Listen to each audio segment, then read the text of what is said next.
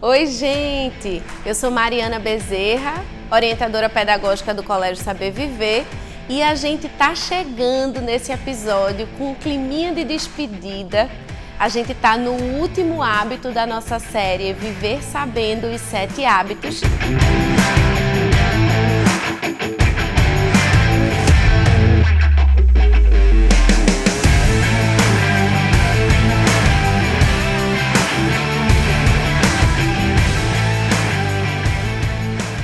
E neste episódio, a gente vai falar sobre afinar o instrumento.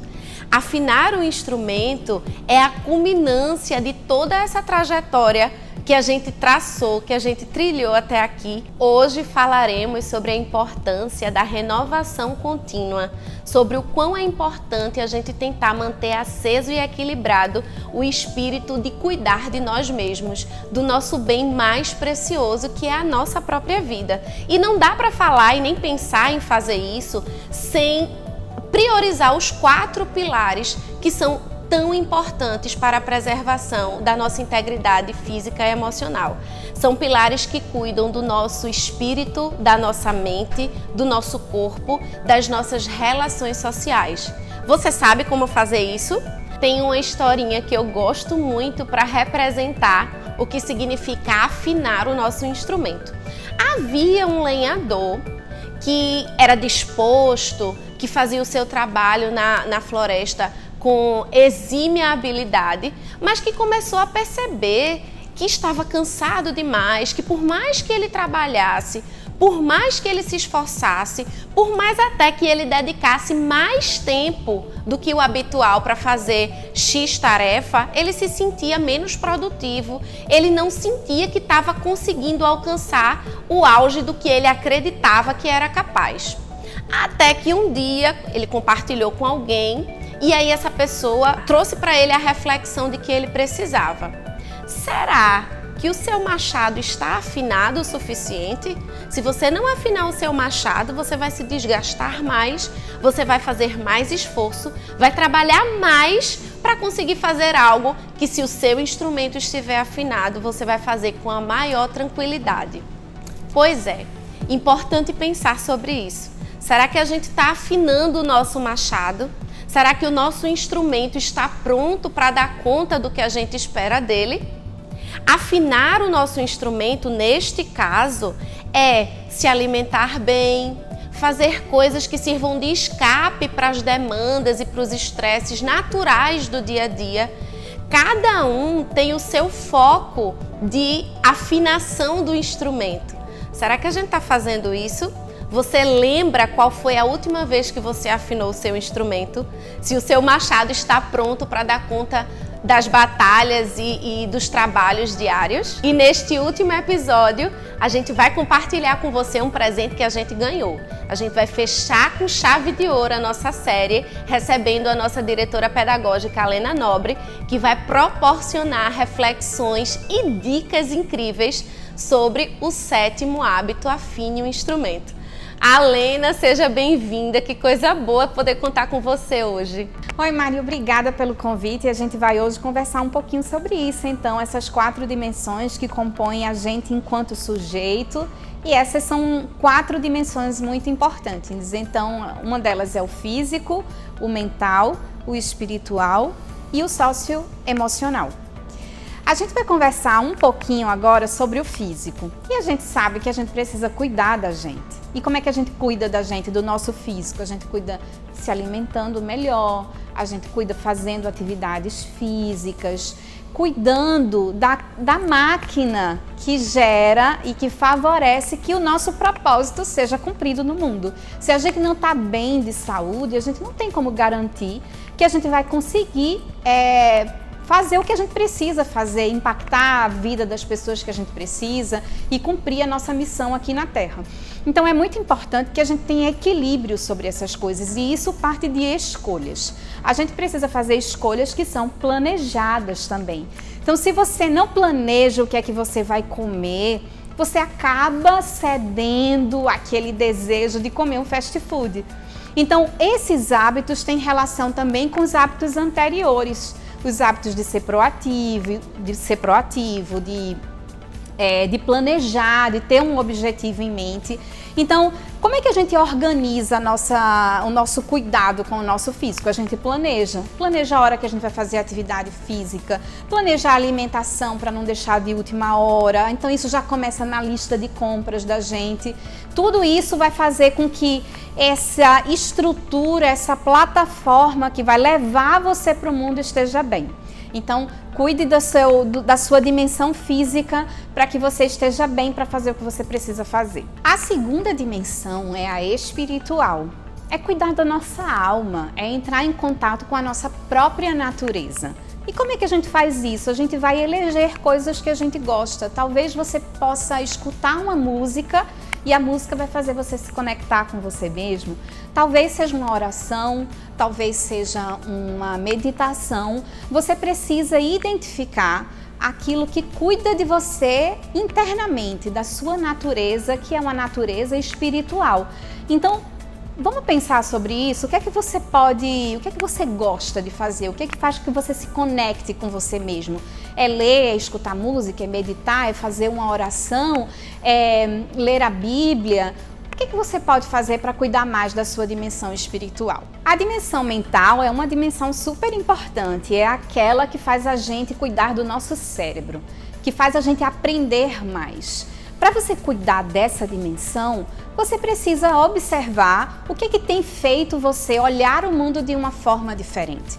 Você tem aprendido o quê? Quantas coisas você tem lido de diferente nos últimos tempos?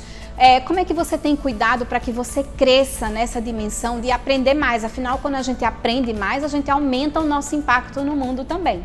E isso é super importante quando a gente fala da educação dos nossos filhos também.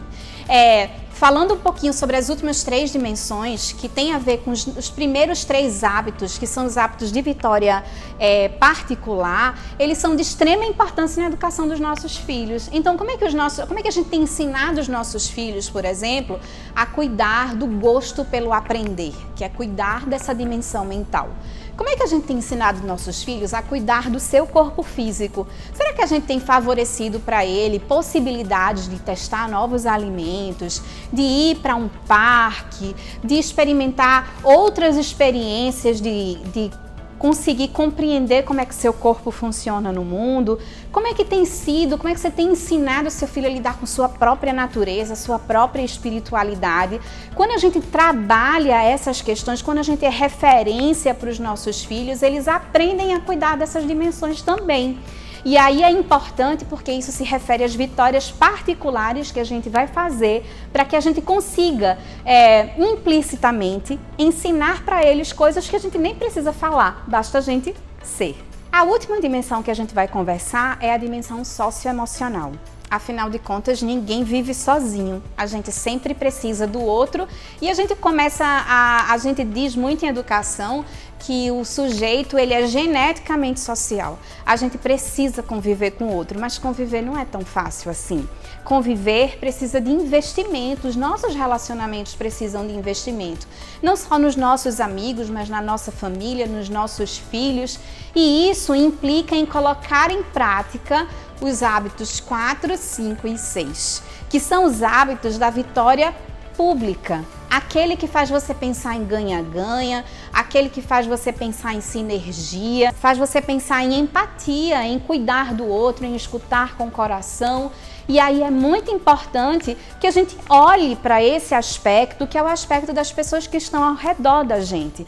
Para a gente estar feliz, essas pessoas precisam estar tão bem conectadas com a gente precisa ter um relacionamento pacífico, amoroso, e isso requer investimento. É como uma plantinha que a gente cuida. A gente precisa colocar água, a gente precisa colocar adubo, a gente precisa fazer isso nas nossas relações também. Então, depois que você consegue juntar todas essas 4 dimensões, a dimensão que faz você aprender mais, que é a mental, a dimensão que faz você cuidar melhor de si mesmo, se amar fisicamente, que é a dimensão física, a dimensão de cuidar da sua natureza interna, da sua alma e das suas relações, a gente tem uma expectativa que isso torne a nossa vida uma vida melhor. E isso vai fazer você conseguir entregar para o mundo aquilo que você precisa. Então é muito importante que você possa refletir sobre isso. Como é que você tem cuidado dessas 4 dimensões na sua vida?